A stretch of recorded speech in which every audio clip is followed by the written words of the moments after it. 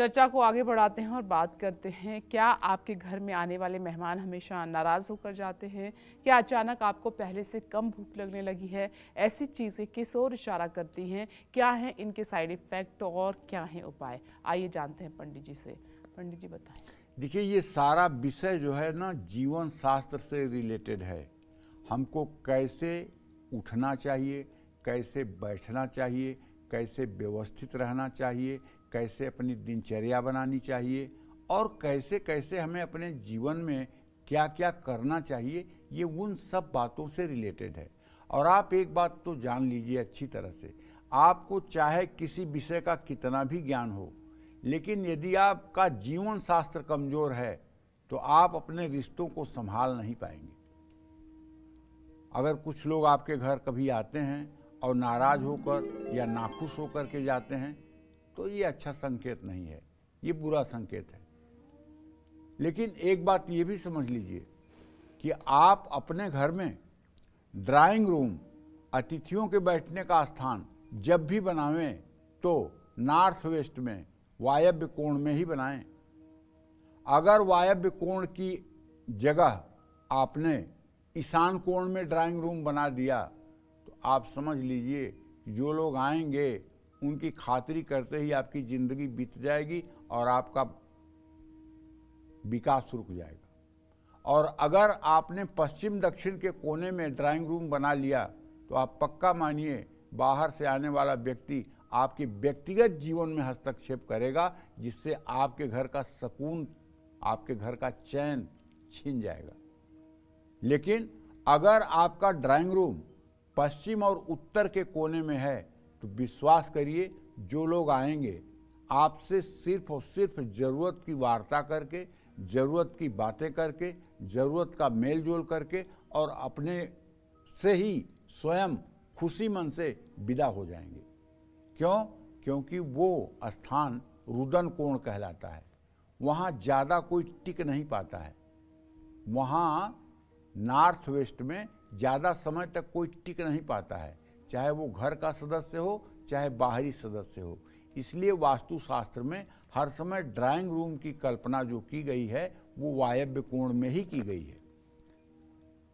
अच्छा, इससे बचने के लिए जैसे ही लोग जाएं, आपको चाहिए कि उसके ठीक 15 मिनट बाद अपने ड्राइंग रूम की आपको सफाई करने चाहिए और जो पानी पीने में या नाश्ता कराने में बर्तनों का यूज हुआ है उनकी सफाई करनी चाहिए और उनके बारे में कोई बात ना करें तुलना में। अच्छा हाँ, अगर आपको मान लीजिए अब कम भूख लगने लगी है या ज़्यादा पेट में एसिडिटी होने लगी है, ये भी शुभ संकेत नहीं है।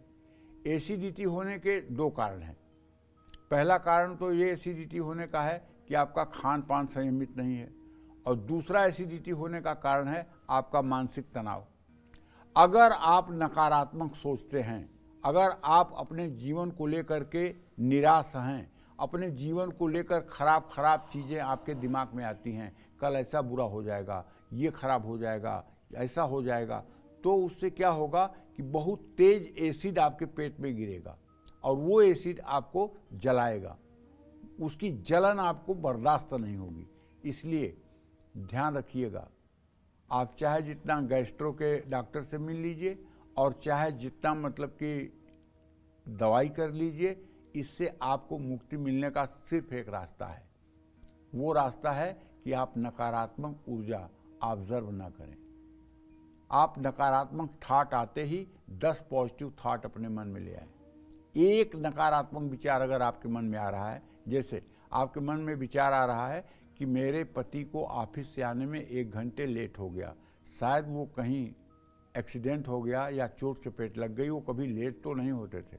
नहीं, तुरंत सोचो आज हो सकता है किसी मंदिर गए हों और मंदिर में भीड़ हो, दर्शन करने में देर हो गई होगी, अब आ ही रहे होंगे। ऐसे अपने विचार को पॉजिटिव किया जाता है। पति को लेकर के, पुत्र को लेकर के, नौकरी को लेकर के, सबसे ज़्यादा इस समय टेंशन आजीविका को लेकर के है।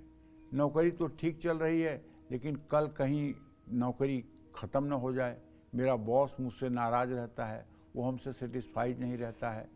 अरे मत सोचो ना, जिस भगवान ने आज तक तुम्हें आश्रय दिया है वही भगवान कल भी तुम्हें आश्रय देगा। नौकरी छूट रही है, छूट जाने दो। काम खराब हो रहा है, हो जाने दो। आप केवल अच्छा कर्म करो, बाकी जिम्मेदारी प्रभु के ऊपर छोड़ दो, वो संभाल लेंगे। आज तक तो आपको संभाला है उन्होंने ना, तो कल क्यों नहीं संभालेंगे? क्या उनकी ताकत कम हो गई है? ताकत नहीं कम हुई है, आपका विश्वास कम हुआ है।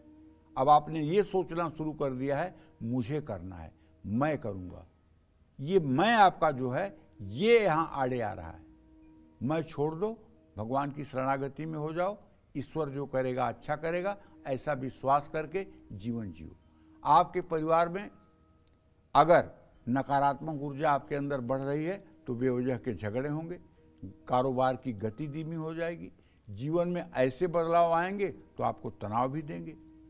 तो ऐसे में आपको एक तो गाय की सेवा करनी चाहिए, दूसरा कम हल्दी डालकर खाना पकाना चाहिए, तीसरा सूर्य को हर रोज 3 बार में जल देना चाहिए, और केले का सेवन आपको गुरुवार को नहीं करना चाहिए, बल्कि केले का दान किसी धर्म स्थान में गुरुवार को करना चाहिए। जय मां विंध्यवासिनी।